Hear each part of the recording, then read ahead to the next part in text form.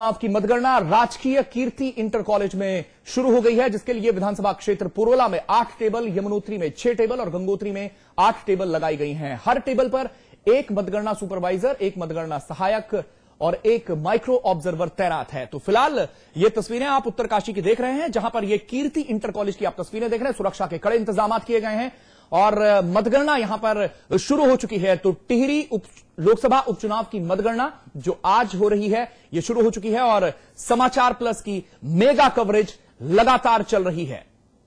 आज दिन भर आप हमारे साथ बने रहिए। टिहरी लोकसभा उपचुनाव पर पल पल का अपडेट आपको देंगे।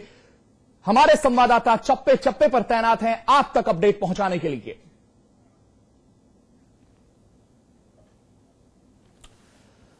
तो समाचार प्लस की मेगा कवरेज लगातार जारी है। आप तक हमारे संवाददाता पल पल का अपडेट पहुंचाएंगे। हमारे इस पूरे लोकसभा क्षेत्र में हमारे संवाददाता तैनात हैं जो आप तक पल पल का अपडेट पहुंचाएंगे। तो टिहरी उपचुनाव का मुकाबला काफी दिलचस्प रहा। विधानसभा चुनावों में मात खाने के बाद बीजेपी के लिए टिहरी सीट पर बीजेपी ने शुरू से ही फोकस किया।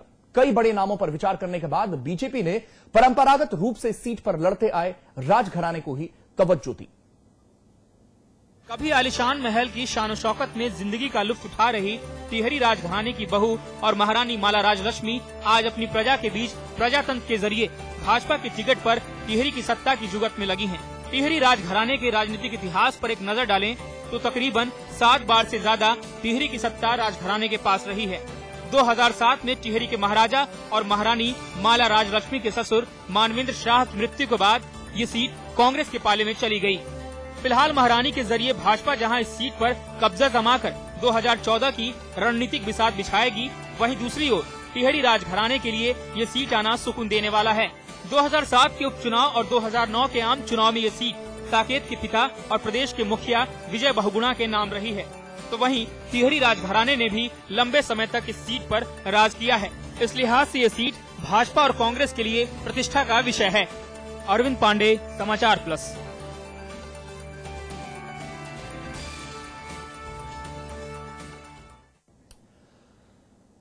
और सीधे रुख करेंगे देहरादून का, जहां से हमारे संवाददाता इस वक्त मतगणना स्थल से जुड़ चुके हैं। हमारे संवाददाता पंकज कुमार लगातार अपडेट इस पूरे मामले पर दे रहे हैं। पंकज, मतगणना शुरू हो चुकी है?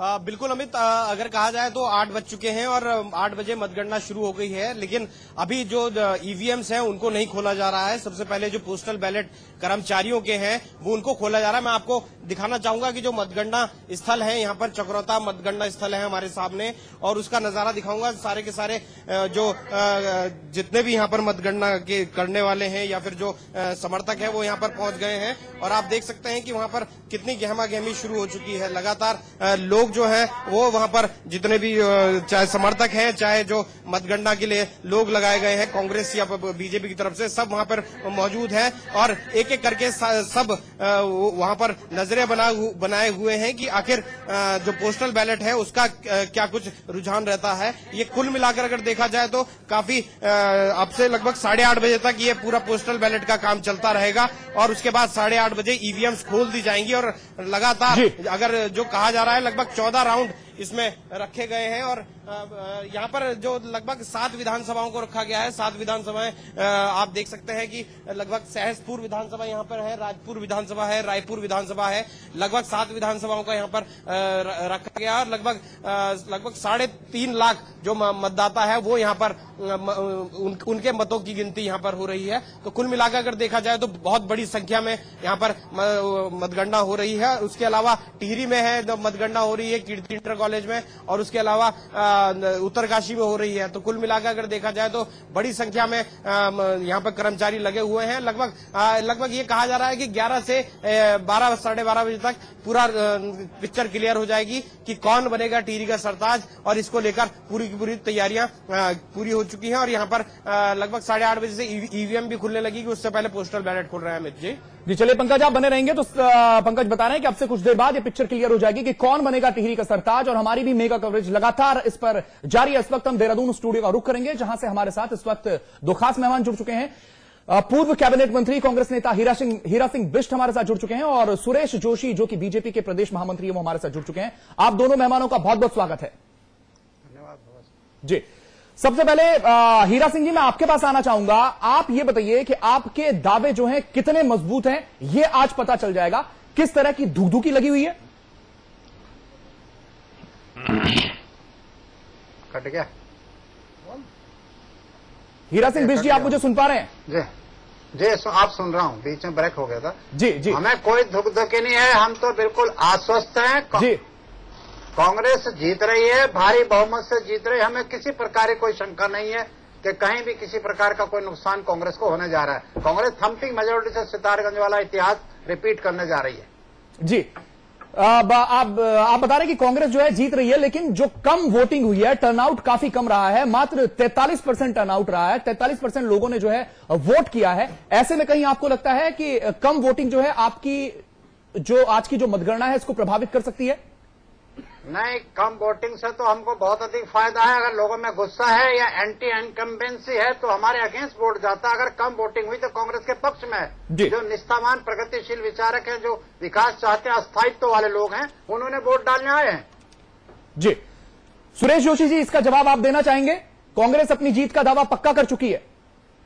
नहीं, अभी कुछ ही देर बाद जो है कि टेहरी की लोकसभा का रिजल्ट पूर्ण रूप से आ जाएगा। जी, अभी जिस तरह के दावे किए जा रहे हैं उन दावों की हकीकत भी सामने आएगी, लेकिन सवाल इस बात का है कि जो चुनाव में कम मत प्रतिशत हुआ है, जो बार बार कहा जा रहा है कि बाई इलेक्शन जब भी प्रदेश में या देश में हुए हैं, निश्चित तौर पर अगर बहुत ज्यादा इस तरह का वो न हो तो हर जगह जो है कि कम ही मतदान हुआ है। और यहाँ 43% मतदान हुआ है, तो इसको हम कम भी नहीं कह सकते, एक मिड पोल हम कह सकते हैं।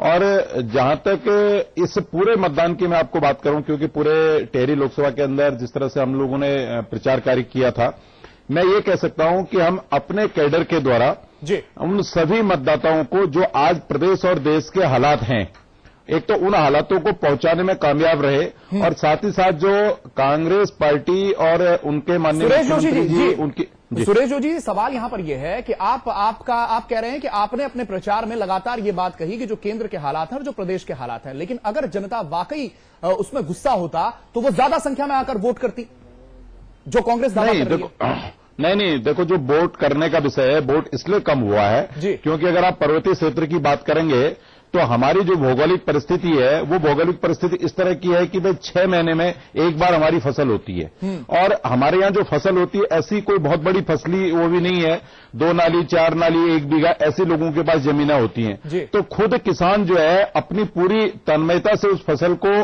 उगाने का प्रयास करता है। एक तरह से जैसे बच्चों का लालन पालन होता है, वैसे ही खेतों में फसलों के प्रति हमारे परिवारों का मोह रहता है, किसानों का। तो ये जो 8 से लेकर के मैं कह सकता हूं कि 15-20 तारीख तक का जो समय है, 8 अक्टूबर से 20 अक्टूबर तक का, ये धान की कटाई मड़ाई का समय है। इसलिए जो है कि लोगों ने बहुत ही मैं कह सकता हूं कि ये जितना भी मतदान हुआ है, इसमें भी कहीं न कहीं भारतीय जनता पार्टी के कार्यकर्ता बूथ पर जा करके खेतों से माताओं को, बहनों को ला करके और अपने किसान भाइयों को ला करके उन्होंने मतदान कराया, क्योंकि मतदान का समय ही ऐसा था कि जिसमें मुझे लगता है कि कहीं न कहीं इस तरह की स्थिति आनी थी। लेकिन उसके बाद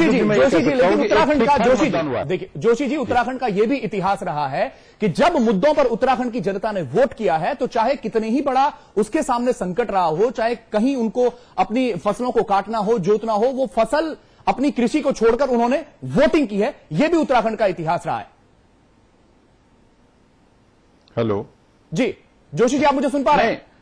नहीं, मैं आपको सुन पा रहा हूं, लेकिन जिस विषय को आप कह रहे हैं वो बात भी अपने आप में सत्य है। लेकिन अभी जो इलेक्शन हो रहा है, मैंने पहले शुरू में जैसे आपको कहा, और आप भी बार बार अपनी कवरेज में जो है कि 10-15 रोज से इस बात को दिखा रहे हैं जब से चुनाव शुरू हुआ है, क्योंकि ये मिड इलेक्शन है, ये पोल इस तरह का पोल है। और देश की आज जो स्थितियां हैं कि वो कहीं न कहीं ये भी अभी एक तरह से इंगित कर रही है कि क्या 2014 में लोकसभा चुनाव होगा या उससे पहले कहीं मिड पोल न हो जाए, एक चुनाव के लिए 2013 में और न जाना पड़े लोगों को।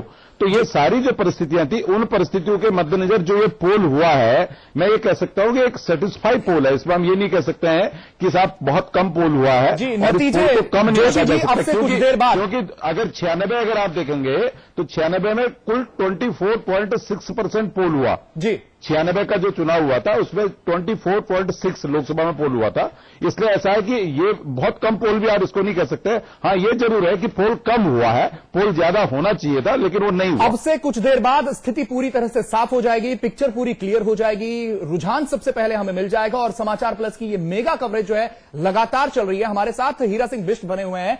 हीरा सिंह बिष्ट जी, सुरेश जोशी जी के दावे आपने सुने, बता रहे हैं कि पोल जो कम हुआ है ये पोल किसी दूसरी वजहों से कम हुआ है, लेकिन कांग्रेस के खिलाफ जो आक्रोश जनता में है वो है और वो भी अपनी जीत का दावा कर रहे हैं। नहीं, सुरेश जोशी जी का एक पक्ष तो ये ठीक है कि इस समय फसल भी कट रही है जी, पहाड़ों पर धान कट रही है, उसमें भी। और दूसरी सबसे बड़ी जो बात है, बाय इलेक्शन में बाय पोल में एक सीट है। जनता जानती है कि केंद्र में कांग्रेस की सरकार है, राज्य में कांग्रेस की सरकार है, एक वोट देने दे कोई फर्क नहीं पड़ता, इसलिए लोगों ने इसमें थोड़ी लापरवाही की। लेकिन जैसे उत्तराखंड में 84% शिक्षा का स्तर है, तो 84% में 43-44% वोट होने की चिंता का विषय तो है ही है। यद्यपि बाई इलेक्शन में इंटरेस्ट लोग कम लेते हैं कि सरकारों पे फर्क नहीं पड़ना है, लेकिन यहाँ का मतदाता जब शिक्षित है तो ये निश्चित तो मैं ये कहूंगा। जोशी जी मैं आपको रोकना चाहूंगा, इस वक्त सुरक्षा व्यवस्था पर पुलिस अधिकारी कुछ कह रहे हैं। अलग अलग जगह बैरियर्स बनाए गए हैं, ट्रैफिक का डायवर्जन किया गया है। उसके अलावा अंदर जो है प्रत्येक विधानसभा पे एक एसओ और 3 जीओज लगाए गए हैं डिप्टी एसपी रैंक के। एसपी सिटी साहब, एसपी ट्रैफिक साहब और एसएसपी साहब खुद जो है अंदर राउंड पर हैं और प्रत्येक टेबल्स पे 2-2 कांस्टेबल्स लगाए गए हैं जो निगरानी रखेंगे कि किसी तरीके की कोई भी वहाँ पे बदतमीजी और दुर्व्यवहार किसी के द्वारा ना किया जा सके और शांतिपूर्वक तरीके से मतदान जो आपकी गणना है उसको सफल बनाया जा सके। कुल मिलाकर कहा जाए तो सुरक्षा के कड़े बंदोबस्त है और बिल्कुल सुरक्षित तरीके से और शांतिपूर्ण तरीके से जो है आज की मतगणना हम लोग संपादित करा ले जाएंगे। जी, तो ये पुलिस अधिकारी हैं, देहरादून के रूट डाइवर्जन के बारे में बता रहे थे। बहरहाल देहरादून स्टूडियो का एक बार फिर से हम रुख करेंगे। हीरा सिंह बिष्ट जो कि पूर्व कैबिनेट मंत्री हैं कांग्रेस के, और सुरेश जोशी बीजेपी के प्रदेश महामंत्री हैं, दोनों खास मेहमान हमारे साथ बने हुए हैं। मैं आपके पास आना चाहूंगा हीरा सिंह बिष्ट जी। केंद्र में कांग्रेस के खिलाफ लगातार रोष है, तमाम जो विपक्षी पार्टियां हैं वो लगातार कांग्रेस पर हल्ला बोल रही हैं, हमला कर रही हैं। बीजेपी तो यहां तक कह रही है कि जो ये सरकार है ये अपना कार्यकाल भी पूरा नहीं कर पाएगी और मध्यावधि चुनाव होकर रहेंगे। ऐसे में आप मुझे यह जवाब दीजिए कि आपको टिहरी की जनता ने क्यों वोट दिया? अगर टिहरी की जनता ने आपके पक्ष में वोट दिया है और आप अपनी जीत का दावा कर रहे हैं, तो क्यों टिहरी की जनता ने आपको वोट दिया? टिहरी की जनता बहुत समझदार है। टिहरी की जनता ने वोट इसलिए दिया कि राज्य की और केंद्र की कांग्रेस की सरकारें चल रही हैं, अस्थायित्व बना रहे, विकास के काम में बाधा न आए। लोगों में बीजेपी का काम तो आलोचना करने का, पूरे देश में आलोचना करने का। प्रधानमंत्री मनमोहन सिंह जी देश की आर्थिक स्थिति को संवार करके चल रहे हैं। जब अमेरिका और फ्रांस और यूरोप के बैंक टूट गए, आर्थिक स्थिति चरमरा गई, ये मनमोहन सिंह जी थे जिन्होंने देश की आर्थिक स्थिति को मजबूत रखा और देश निरंतर आगे बढ़ता चला गया।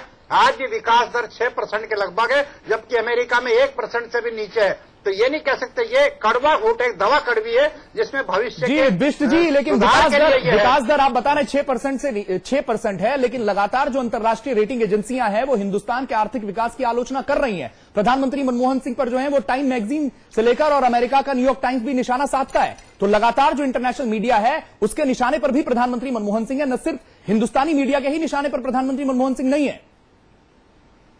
नहीं, अमेरिका का मीडिया, अमेरिका के पत्रिका अगर भारत के प्रधानमंत्री की आलोचना कर रहे हैं, हमें उसकी चिंता नहीं है। प्रधानमंत्री बड़ी ईमानदारी के साथ देश को आर्थिक मजबूती और संकट से उबार करके देश को चला रहे हैं। जब चुनौतियों को स्वीकार कर रहे हैं, अमेरिका का अपना आर्थिक स्थिति तो इतनी विकट हो गई, सारे 200 बैंक धराशायी हो गए, वो हिंदुस्तान को क्या सबक देंगे? इसलिए उनकी मैगजीन का कोई महत्व मैं नहीं समझता। यही राष्ट्रपति अमेरिका के हैं जिन्होंने प्रधानमंत्री मनमोहन सिंह जी को सलाह के लिए बुलाया था कि आपका देश कैसे आर्थिक संकट से उबर रहा है और हम लोग आर्थिक संकट में फंसे हुए। तो ये प्रधानमंत्री अमेरिका की उस मैगजीन का कोई बड़ा महत्व नहीं है। जी, तो आप बता रहे हैं कि जनता ने जो है इस बार राष्ट्रीय मुद्दों पर जो है वोट किया है, उनके दिमाग में कहीं भी ये सब कुछ नहीं था, आर्थिक विकास पर जनता ने वोट किया, आप ये बता रहे हैं? बिल्कुल बिल्कुल, विकास जनता का वोट है, यही हमारा लक्ष्य है, यही कांग्रेस का मुद्दा भी है, यही हमारा घोषणा पत्र भी है कि हम विकास चाहते हैं, चौमुखी विकास होना चाहिए। जोशी जी, वोट लेकिन जब ये टिहरी में जो उपचुनाव हुआ इससे ठीक पहले जो है केंद्र सरकार ने डीजल के दाम बढ़ाए और सब्सिडी जो है उसकी खत्म कर दी, सिलेंडरों की जो एलपीजी की जो सब्सिडी थी उसे खत्म कर दिया। क्या आप मानते हैं कि इसका प्रभाव जो है आज की जो काउंटिंग है, आज के जो रिजल्ट आने वाले हैं, इस पर पड़ेगा? देखिए, निश्चित तौर पर जिस तरह से केंद्र सरकार के भ्रष्टाचार के मामले आए हैं, जिस तरह से केंद्र सरकार महंगाई रोकने में पूरी तरह से असफल रही है जी, और जिस तरह से केंद्र की जो नीतियां हैं वो कहीं न कहीं पूरे देश की जनता के अहितकारी नीति रही है। उन्होंने जो भी नीति बनाई है, जो भी पॉलिसी बनाई है, देश की जनता को बड़ी उम्मीद थी, क्योंकि मनमोहन सिंह जी जैसे ईमानदार व्यक्ति को देश का प्रधानमंत्री बनाया गया था, एक अच्छे इकोनॉमिस्ट थे, और साथ ही साथ चिदम्बरम जो अच्छे एक माने जाने इकोनॉमिस्ट माने जाते